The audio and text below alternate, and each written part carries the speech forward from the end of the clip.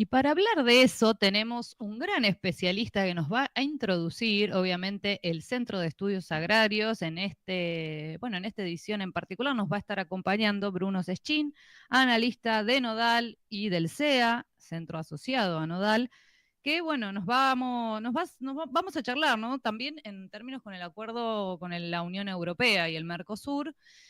Obviamente son los especialistas del agro que tiene mucho que ver con este acuerdo, así que entiendo que lo están conectando a Bruno para que, bueno, nos empiece a contar un poco en qué consiste, ¿no? ¿Qué pasa con las protestas también de los sectores del agro en Europa, ¿no? ¿De qué habla? ¿Por qué? ¿Qué pasó? ¿No? ¿Qué es lo que estamos esperando? Hola, Así que Bruno buen Seschin, día. ¿cómo estás, compañero?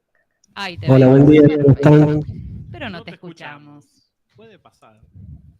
Claro. Mientras No me aprovechamos, escuchan. por supuesto, a celebrar su presencia, agradecer este cambio importante que ha hecho el Centro de Estudios Agrarios. No Bueno, sé. Está institucionalizando algo que no. Aparte no vas ¿Ahora a sí? generar internas en el Rick, CEA. pobre Nunca. Fernando, pobre Jamás, Fernando. jamás. Mandamos un abrazo. Hablando de jamás Le Jamás. mandamos un abrazo a Fernando y particularmente, por supuesto, estos sí van a estar de acuerdo conmigo, a Juana. Por supuesto Sí. que sí. A Juana en particular, Juana. gran integrante de esta comunidad. La versión mejorada. Juana Risa. Claramente. Claramente. Pero bueno, ahí lo veíamos a Bruno muy abrigado, muy abrigado porque por ahí si hace frío acá, chicos. El frío que debe hacer en Mendoza, desde donde Bruno se está conectando para acompañarnos en el día de hoy, me imagino. Ha habido nieve, Lucas Aguilera, nuestro director de investigación, nos decía que ha estado nevando, se ha suspendido las clases de los niños, de los padres deben estar felices con los niños en las casas ahí, así que me imagino la felicidad que trae viste que en las películas te venden que la nieve es todo amor, es toda felicidad, no, eso es mentira.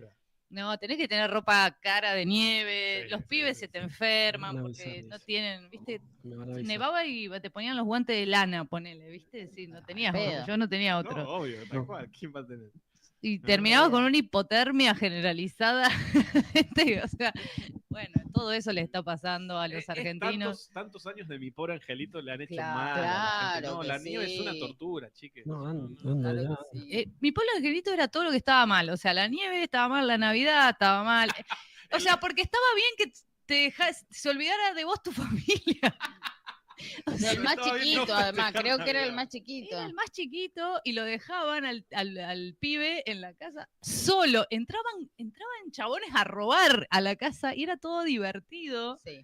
El abandono infantil. Peligrosísimo. Al borde de la muerte, el pibe, ¿a vos te parecía que estaba buenísimo que tus viejos se olvidaran de vos? Y los padres nunca se tomaron un avión de vuelta, o sea, era como, ¿qué pasó que estuvo 14, 28 horas solo? Entonces tomaste un avión y volvés. Buenísimo, estaba mal esa película. Así terminó el pobre actor del pobre angelito para mí, por eso. Violencia familiar y cineástica. Mal. Explotación infantil. A ver, Bruno. Hola, buen día. ¿Ahora sí? Hola, sí, claro que sí. Hola, Bruno. Buenísimo, buen día. ¿Cómo estás, Sol? Cachi. Muy bien, acá riéndonos de la nieve, suponiendo que hará muchísimo frío y habrá nevado allí en la región de Cuyo, Argentina. Está bien fresco. Manso frío, diríamos acá. Así que sí, con nieve todavía. Así que está. Es una postal linda, pero se sufre el frío y más en estos momentos de recesión económica muchos sectores de la población la pasan mal. Más Así en que estos bueno. momentos con Cornejo gobernador también, vamos a decir la verdad. Sí, ya nosotros estábamos acostumbrados a la motosierra, al recorte y todo esto acá con Cornejo, así que claro, ustedes eran la planta piloto de Milei, o sea, ya venían hace rato. Vengo del futuro. Venían del futuro los mendocinos. Fuimos ensayo y prueba. Claro. Bueno, Bruno, contanos, estamos acá, los invitamos por supuesto nuevamente al Centro de Estudios Agrarios para que nos cuenten cómo ven, ¿no? Nos cuenten este acuerdo posible entre el Mercosur y la Unión Europea, qué significa, bueno, que nos desburren, como decimos por aquí. Bueno, este acuerdo tiene un recorrido histórico de más de 20 años, o sea, un acuerdo de asociación estratégica entre el Mercosur y la Unión Europea, que después de 2 décadas de negociación, de intercambio, de reuniones, se oficializó su conformación en junio del 2019 y recientemente la versión final consensuada en diciembre del 2024, con ahora la posterior ratificación de las partes que lo firman. Es un acuerdo básicamente un tratado de libre comercio, es lo fundamental de esto, que busca unificar una porción geográfica de nuestro planeta, que son 31 países, que suman 722 millones de personas y que aproximadamente representan el 25% del Producto Bruto mundial, con un intercambio entre el Mercosur y la Unión Europea comercial, un intercambio comercial de más de 100.000 millones de euros por año.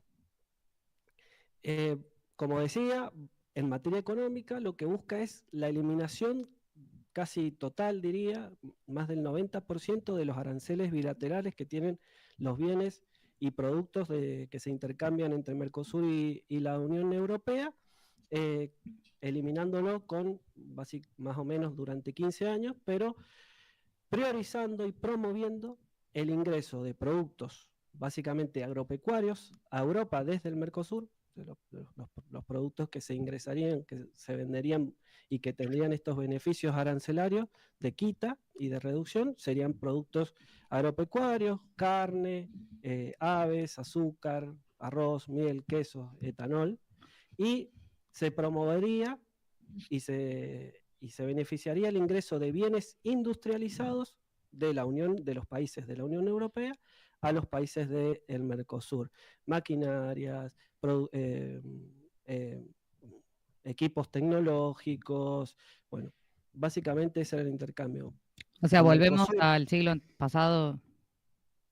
Nunca salimos. Sí, es básicamente sería el rol de productores de materias primas. Hoy le podemos decir commodities. O sea, el Mercosur mandando commodities a Europa y Europa mandando manufacturas industrializadas con valor agregado a nuestros territorios. El otro día nos reíamos también un poco repasando con algunos compañeros y compañeras, corregime si me estoy equivocando, pero que Mauricio Macri vendió que el acuerdo había sido definitivo, que se había aprobado, que era un logro de su gobierno. No recuerdo exactamente el año, pero fue una bomba de humo más del gobierno de Macri anunciando cosas que no hizo. Sí, hay un video que difundió Macri, que es del ex canciller, que lo llama por teléfono, hace una videollamada y está llorando y le dice: lo logramos, conseguimos el acuerdo, que en realidad era esto que decía al principio, que fue en junio del 2019, que fue, bueno, el cierre de un documento y el cierre de esas negociaciones, o sea, ¿no?, de esos intercambios. Entonces,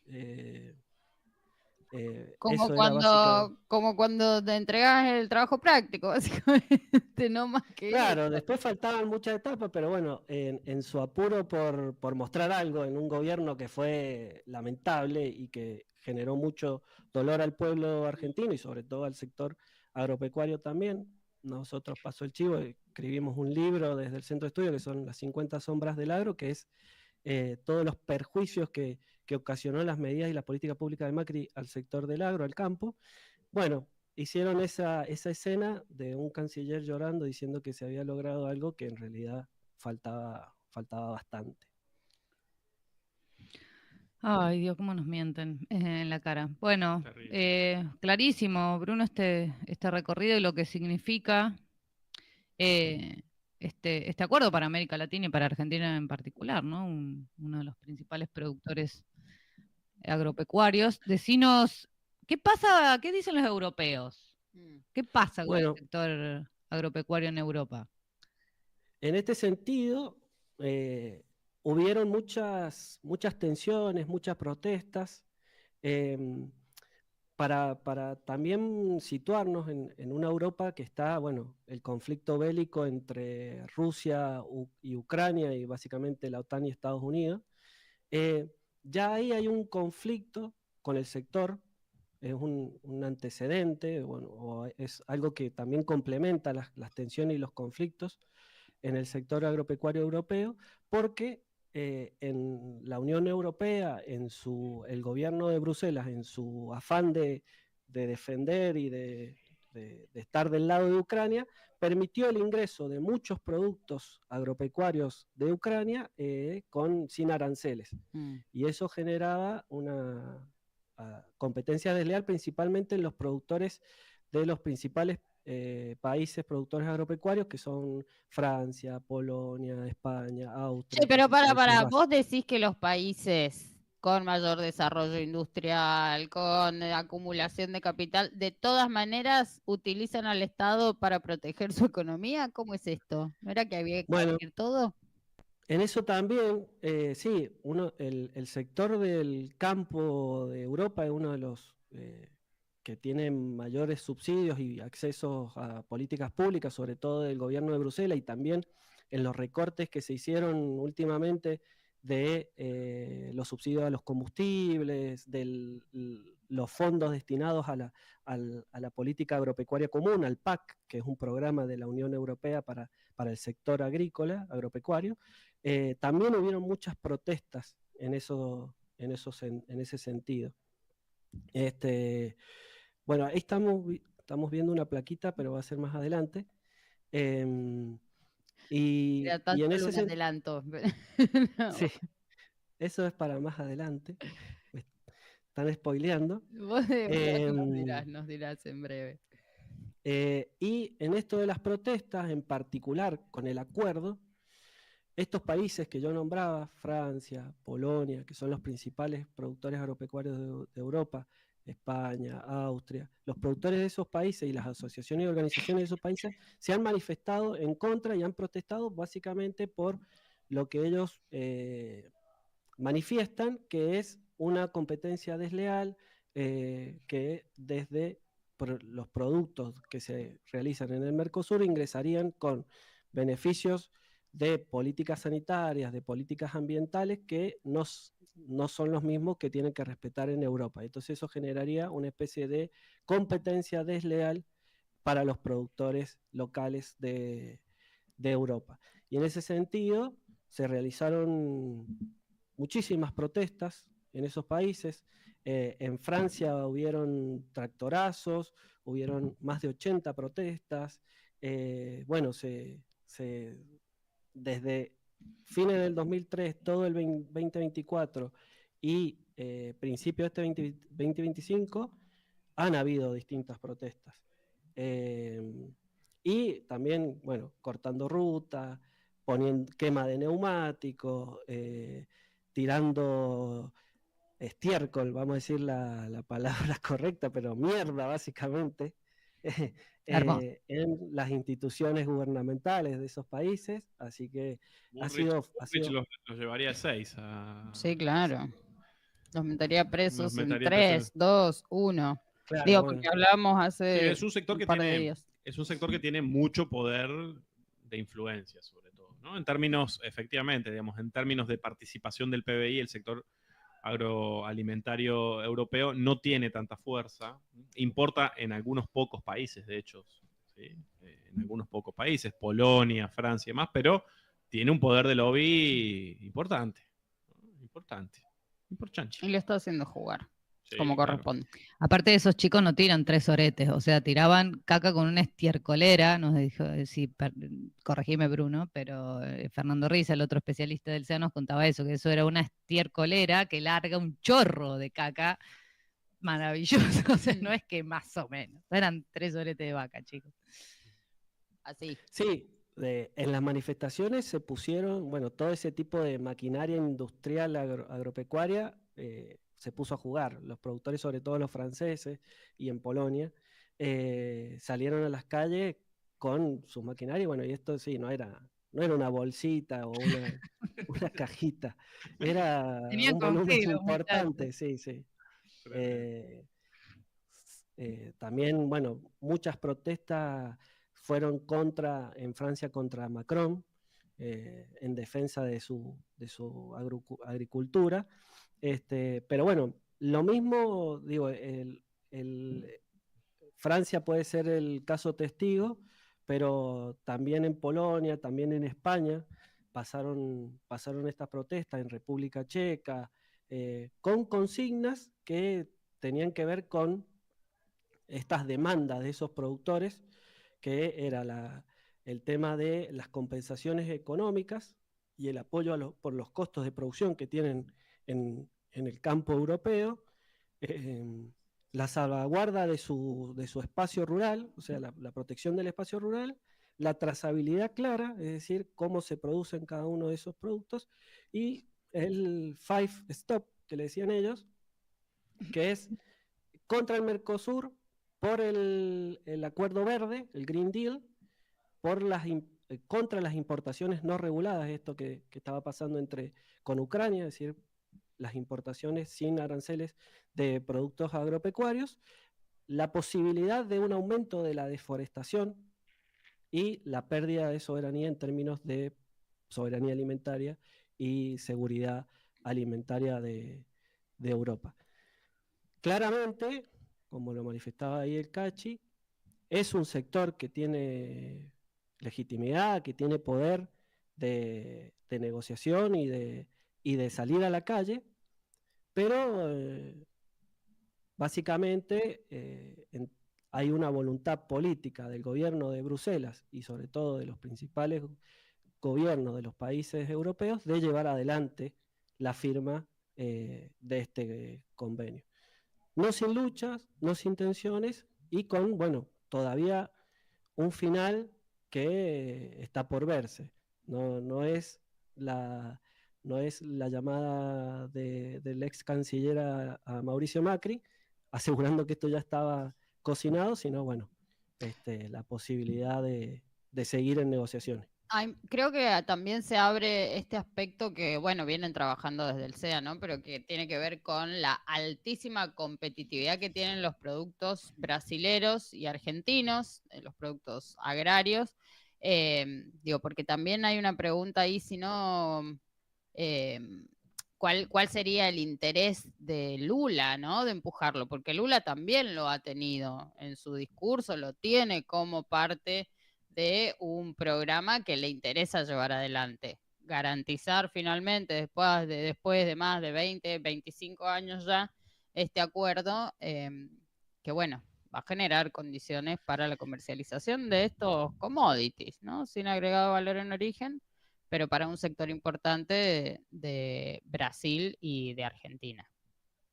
Sí, es como vos lo marcás, o sea, hay un interés claro de los sectores agropecuarios vinculados más que nada al agronegocio, tanto de Brasil como de Argentina, de que esto se lleve adelante, porque sí es verdad que hay una ventaja competitiva por la incorporación de avances tecnológicos, de la irrupción de esta última cuarta revolución con la digitalización, la virtualización, la robotización.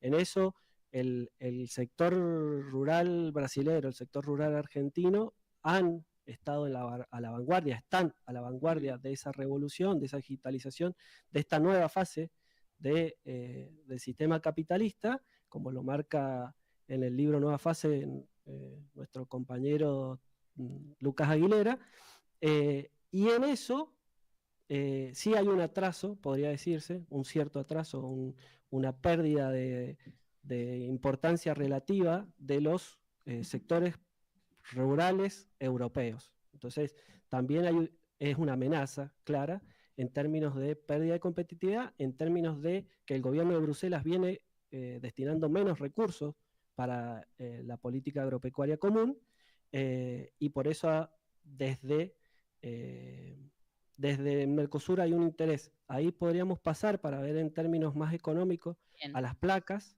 a la primera tabla para ver la primera, la segunda y la tercera tabla son las más importantes. No sé cómo estamos de tiempo, pero... Sí, por supuesto, le metemos. Usted vaya midiendo, columnista, pero queremos ver estas placas, siempre. Bueno, la primera placa es para, en términos del acuerdo Unión Europea-Mercosur, cómo serían las cuotas que se habilitarían para el Mercosur de ingreso a la Unión Europea y los beneficios arancelarios. O sea, en términos de carne bovina, la cuota anual sería de 99 millones de toneladas, no, 99.000 toneladas, perdón, que eso representa más o menos el 1,2 y el 1,6% del consumo total de la Unión Europea en carne bovina, con una reducción de la tarifa del 7,5% de arancel. Entonces, después las carnes de ave, o sea, el pollo, 180.000 toneladas, que representa el 1,4% de consumo, con arancel cero. El azúcar, que son 180.000 toneladas, ahí no está en la placa, pero sí está en el acuerdo, más 10.000 toneladas que serían para Paraguay, exclusivas para Paraguay, con también libre de arancel, y el maíz y el sorgo con 1 millón de toneladas también libre de arancel en términos de la reducción tarifaria. Después, si seguimos a la tabla 2, una anterior sería. Ajá, hay más cuadrito, hay más tabla. La tabla 2. Está viniendo. No, más No. atrás. Tabla 2, términos Tabla. del acuerdo. Para Exacto. la producción hay tabla. No, hay un chiste con la tabla. Seguramente es de los Simpsons, por eso no lo puedo referenciar. Exacto, Ahí está. Perfecto. esa tabla. Bueno, el etanol, que es un producto que se utiliza para los combustibles, para las bebidas alcohólicas, bueno, serían 450.000 toneladas de arancel cero, libre, o sea, y 200.000 toneladas más con arancel reducido. Eso significaría el 15% de la producción de la Unión Europea. El arroz serían 60.000 toneladas, también libre de arancel cero, representando el 1,4% del consumo.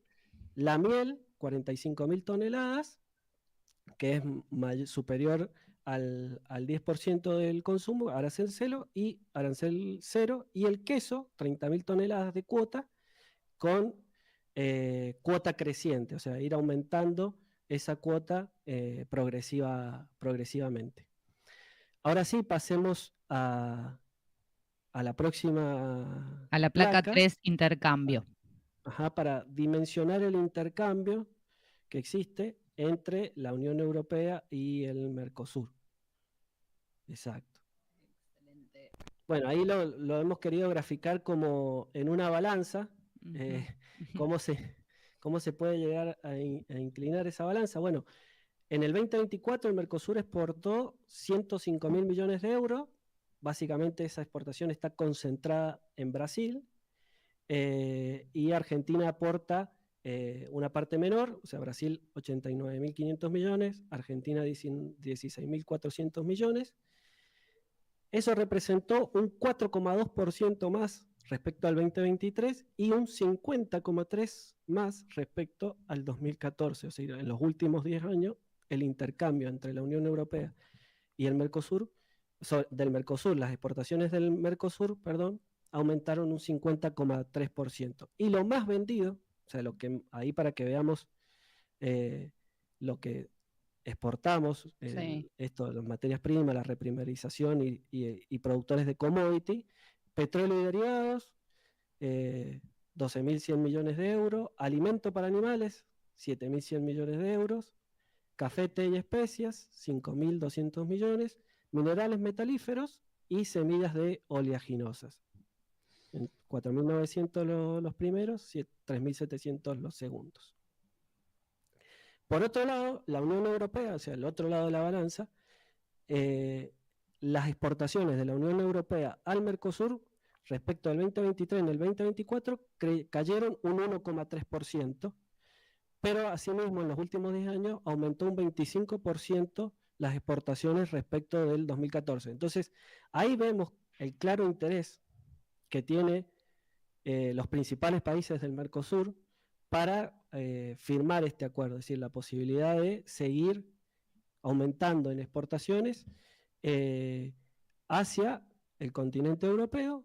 Pero bueno, la discusión es esto, que son commodities, que son materias primas, que son básicamente producciones que están asociadas y ligadas a los actores del agronegocio y los sectores concentrados del agronegocio en Brasil y en Argentina, y obviamente la inundación, por así decirlo, de materias, de bienes industrializados de Europa a el Mercosur, que ahí estamos viendo que los principales productos y bienes exportados de la Unión Europea al Mercosur son medicamentos, principalmente, 6.800 millones de euros, maquinaria industrial, 5.400 millones de euros, vehículos, 4.800 millones de euros, maquinaria especializada, 3.400 millones de euros, y dispositivos electrónicos, 3.000 millones de euros. Entonces, bueno, caemos en esta nueva, o sea, no nueva, sino reversionada División Internacional del Trabajo, o nuestra inserción en las cadenas globales de producción de valor en el mundo. Evidentemente para los poderes que hoy dominan esta lucha es, bueno, ustedes son productores de commodity, ustedes son productores de materias primas, y los bienes industriales les van a llegar desde otro lado. El famoso deterioro creciente en los términos del intercambio, ¿no? ¿Cuánto tiempo de trabajo contenido, cuánta producción de valor económico real tiene, ¿sí?, la producción de alimento para animales, y cuánto tiempo de trabajo tiene la fabricación, ¿no?, de una máquina industrial, ¿sí? Ese deterioro creciente en los términos del intercambio, concepto base, ¿sí?, de la famosa teoría de la dependencia, con un Mercosur dispuesto, decidido en algún punto, ¿no?, a pagarle a Europa la creciente pérdida de competitividad industrial producto, ¿no?, de que se les fueron por las nubes los costos de producción tras perder la energía barata rusa, ¿no? Interesante cómo ahora Europa, que se resistía a este acuerdo producto de defender a su sector agroalimentario, hoy pisó el acelerador, ¿no? Y me parece que tiene que ver con que se está poniendo en la balanza esta pérdida de la competitividad industrial, ¿no?, con una China que viene con de todo, ¿no?, con de todo en el mundo, es la gran fábrica del mundo, ¿no? Y una Europa una Alemania sobre todo, ¿no?, que no quiere perder el tren, ¿no? Con costos de producción que se le han ido por las nubes por haber decidido, ¿no?, ser furgón de cola de los intereses de la OTAN. Ahí, para continuar con la columna, si a ustedes les parece, y Por si venimos bien de tiempo. Están buenísimas, Bruno, en serio. Es muy interesante la información.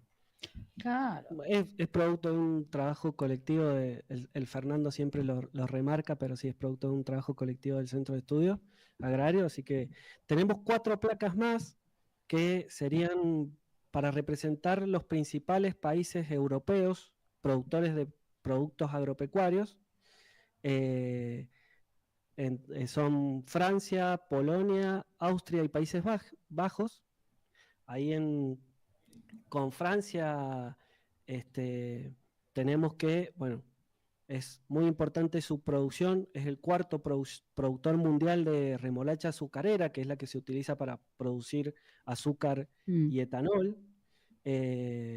Después es el 6º productor mundial de trigo, es el 11º productor mundial de maíz, y es el 2º productor mundial de cebada y el 5º productor mundial de papa. O sea, ahí están las cantidades de millones de toneladas que produce, pero bueno, con una relevancia de productor mundial de esos productos. Mm. Después Polonia, o sea, esto es como para que dimensionemos también las tensiones que se producen hacia adentro de esos territorios, de esos países, porque bueno, adentro de esas producciones hay gente, o sea, hay gente que evidentemente frente a esta eliminación de una política proteccionista de la Unión Europea de ese sector, posiblemente la empiece a pasar mal.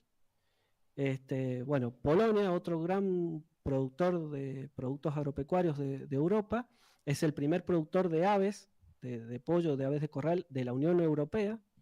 Es el tercero en producción de carne de cerdo de la Unión Europea. Es el cuarto exportador del mundo en la remolacha azucarera. Es el 15º productor mundial de trigo, el segundo de la Unión Europea y el 9º productor mundial de papa.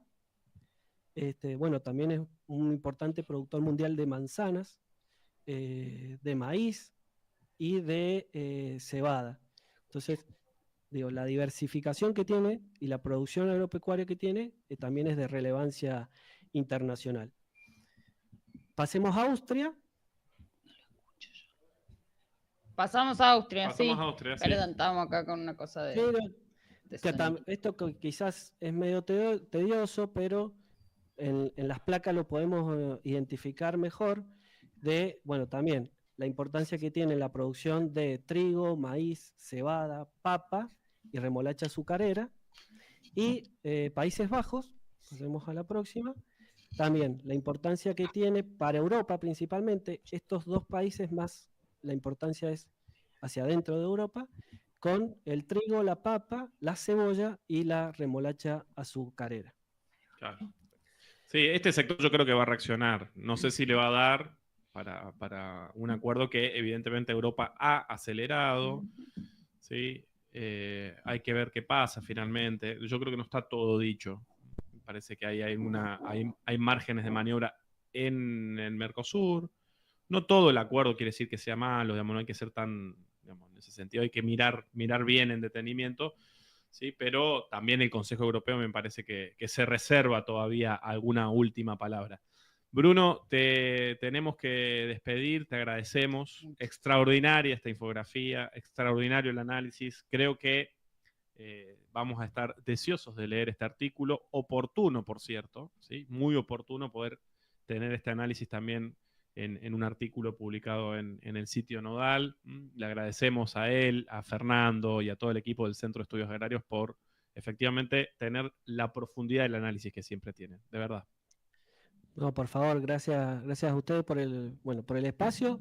Esperemos que se puedan lograr las mejores condiciones para los productores locales de Argentina, de Brasil, del campo profundo, de nuestros países, de Uruguay, de Paraguay, de los campesinos, de las cooperativas, de las pymes. Creo que es fundamental, desde el SEA siempre lo venimos proponiendo, que esos sectores estén contenidos en las políticas públicas. Ese es el campo profundo que alimenta a nuestros pueblos, que produce más del 70 al 80% de todos los alimentos que llegan a nuestra mesa.